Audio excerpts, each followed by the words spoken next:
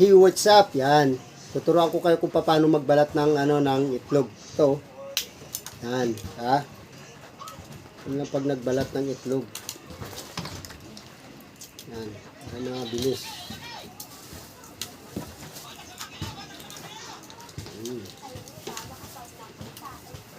Ha? Mabilis na sa balatan to pag Apo. Ganito lang pag nagbalat ng itlog. Ba?